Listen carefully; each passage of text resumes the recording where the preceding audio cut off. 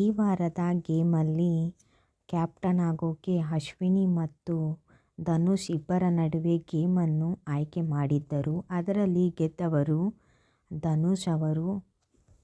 ಅಶ್ವಿನಿ ಗೌಡ ಅವರು ಇಡೀ ವಾರದಲ್ಲಿ ಗಿಲ್ಲಿ ಎಷ್ಟು ತಪ್ಪುಗಳನ್ನು ಮಾಡಿರೋದು ಎಂದು ಸುದೀಪ್ ಎದುರು ಹೇಳಿದ್ದರು. ಅಶ್ವಿನಿ ಅವರು ಏಕವಚನದಲ್ಲಿ ಮಾತನಾಡಿದ್ದನ್ನು ಕಂಪ್ಲೇಂಟ್ ಮಾಡಿರೋದು.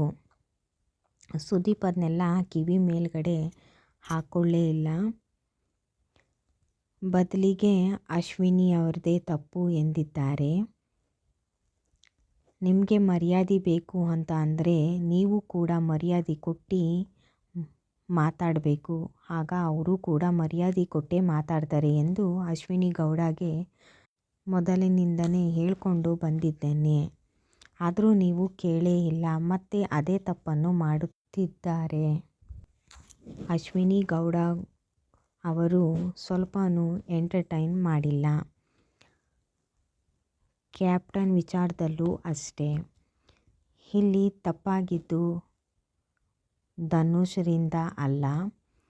ಧನುಷ್ ನೀವು ಮನೆಯ ಕ್ಯಾಪ್ಟನ್ ಆಗಿ ಖುಷಿಯಾಗಿರಿ ಎಂದು ಸುದೀಪ್ ಅವರು ಹೇಳಿದರು. ಅಷ್ಟೇ ಅಲ್ಲ, ಧನುಷ್ ಕ್ಯಾಪ್ಟನ್ ಆಗೋಕ್ಕೆ ಯೋಗ್ಯವಲ್ಲ ಎಂದರೆ ಅಶ್ವಿನಿ ಅವರೇ ನೀವು ಯೋಗ್ಯರಾ ಎಂದು ಸುದೀಪ್ ಅವರು ಈ ಮಾತನ್ನು ಕೇಳಿದ್ದರು. ಅಶ್ವಿನಿ ಅವರೇ ನೀವು ಡಿಸರ್ವ್ ಅಲ್ಲ ಎಂದು ನೇರವಾಗಿಯೇ ಹೇಳಿದ್ದರು. ಒಟ್ನಲ್ಲಿ ಫಿನಾಲೆ ಸಮೀಪದ ವಾರದ ಕತೆ ಒಂಥರ ಗಿಲ್ಲಿಯನ್ನು ಹೈಪ್ ಮಾಡೋಕೆ ಇದ್ದಂತೆಯೇ ಇತ್ತು.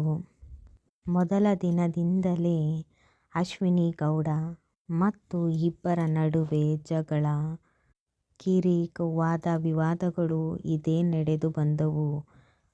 ಬಿಗ್ ಬಾಸ್ ಮನೆಗೆ ಬಂದು 98 ದಿನಗಳಾದರೂ ಇವರಿಗೆ ಬುದ್ಧಿ ಬರಲಿಲ್ಲ ಎಂದು ಹೇಳಿದ್ದರು ಸುದೀಪ್ ಅವರು. ಫಿನಾಲೆ ಟಿಕೆಟಿಗೆ ಯಾರು ಅರ್ಹರು ಎಂದು ಕಮೆಂಟ್ ಬಾಕ್ಸಲ್ಲಿ ಹೇಳಿ. ಹೆಚ್ಚಿನ ಮಾಹಿತಿಗೋಸ್ಕರ ನನ್ನ ಚಾನಲ್ಗೂ ಸಬ್ಸ್ಕ್ರೈಬ್ ಮಾಡ್ದೇ ನೋಡ್ತಿರೋರು ಚಾನಲ್ಗೂ ಸಬ್ಸ್ಕ್ರೈಬ್ ಮಾಡ್ಕೊಳ್ಳಿ.